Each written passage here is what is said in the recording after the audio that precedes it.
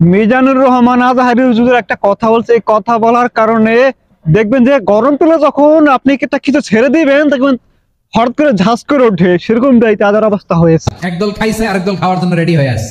যেন আজহার নাকি মাঝার একজন আছে, আগে ওরা খাইছে এখন এরা খেতেছে, না কি বলছে না? আইরে রাজনীতি করবেন স্বনামে আসে। আপনি দুদু মিয়া যেভাবে এই মিজানুর রহমান হুজুরকে যেভাবে অপমান করলেন, যেভাবে তার নাম ধরে যেভাবে একটা অঙ্গভঙ্গি করলেন, আপনি তা করতে পারেন না। আপনার সেই অধিকার নেই তাকে এভাবে অপমান করার জন্য। আপনাকে আমি দুদু মিয়া, আপনাকে আমি চ্যালেঞ্জ করছি, আপনি তাকে যেভাবে অপমান করলেন, যদি আপনি যেখানকার নেতা হন না কেন, মাঠের হন ঘাটের হন যেই জায়গায় হন না কেন, আজহারী সাহেবকে এক জায়গায় দাঁড়া করাবো আর আপনাকে দাঁড়া করাবো। আপনার থেকে যদি ভালোবাসায় পলিটিক্সে, মানুষের ভালোবাসায় পলিটিক্সে বলেন, সম্মানে বলেন, কোনো যদি কম হয় কিন্তু সেটা জনগণই বিচার করবে। আপনি তাকে এভাবে অপমান করতে পারেন না। এই যে তার ওয়াদে যেরকম একটা মানুষ হলো, 25 লক্ষ মানুষ হয়েছে, মানুষ কি আমনামনি আসছে? এই 25 লক্ষ যে মানুষ হলো, এটাকে মানুষের তার ভালোবাসার দিকে আসে নাই, নাকি কেউ কেউ স্বার্থের জন্য 25 লক্ষ মানুষ আছে? 25 লক্ষ মানুষ কোনো স্বার্থের জন্য আসছে? অবশ্যই ভালোবাসার জন্য আসছে। আসলে সে যে কথা বলেছে, একদল খাই যে আরেক দল খাওয়ার জন্য রেডি হয়ে গেছে। সে কি খারাপ কিছু বলছে? সে কি কারোর নাম, দলের নাম মেনশন করে বলছে? কেন করে শুধু আপনারা নিজেদের গায়ে কেন নিজেরা মাখাচ্ছেন?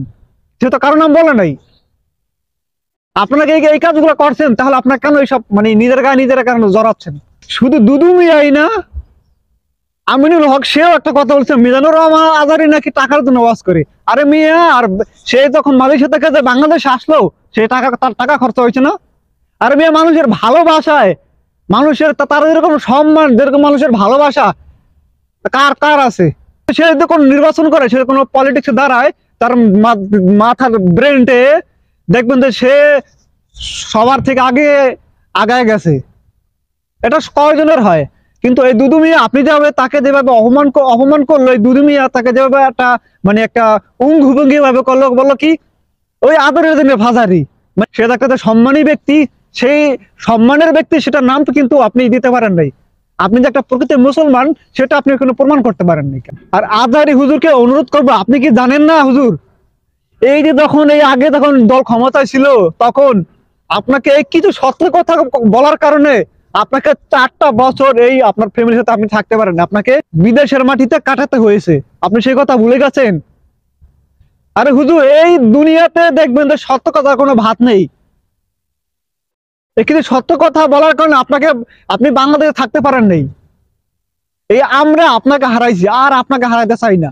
সে বলছে যে দল বদল হয়েছে, কিন্তু আমরা কিছু পাই না। কথা তো বাস্তবে আমরা কি পেয়েছি? সে যে কতগুলো বলেছে, কি অযৌক্তিক কথা বলেছে, মিথ্যা কথা বলেছে, যেটা বাস্তব পরিণতি সেটাই বলেছে। এখন যদি আপনারা যদি মনে করেন নিজেদের গায়ে নিজেরা জড়ান, তাহলে কিন্তু মানে এটা কি হয়ে গেল গা। আর দুদু মিয়া সে যেভাবে তাকে অপমান করলো, কি বলে আজহারী না জানি ফাজাহারি। আর আপনি তার নাম নিতে পারেন না মিয়া। মিজানুর রহমান যদি একটা ডাক দেয়, তার থেকে মনে করেন লক্ষ কোটি কোটি মানুষ হয়ে যাবে। সে যদি এখন নির্বাচন করে, সে যদি পাস না করে যান, তাহলে কি বলবার? তাদের ভালোবাসার মানুষগুলো আছে, তাকে যে ভোট দিয়ে মনে করেন তার পাস করে দিবে। সে তো নির্বাচন করে, কিন্তু সে তো নির্বাচন করবে না। আপনারা কি করতে চাইছেন? তাকে কি বাংলাদেশ থেকে বিতাড়িত করতে চাইছেন? তাকে কি ধ্বংস করে দেওয়ার চেষ্টা করছেন? সেই চেষ্টা কখনো করবেন না। কারণ মনে করেন সে যে একটা আল্লাহওয়ালা ব্যক্তি, সে যে একটা গণ্যমান্য ব্যক্তি, তার কিন্তু ক্ষমতা কম নাই। আপনারা এই কাজটা কখনো করবেন না, সবসময় মনে রাখবেন, আল্লাহ ছাড়তে কখনো ছেড়ে দেয় না।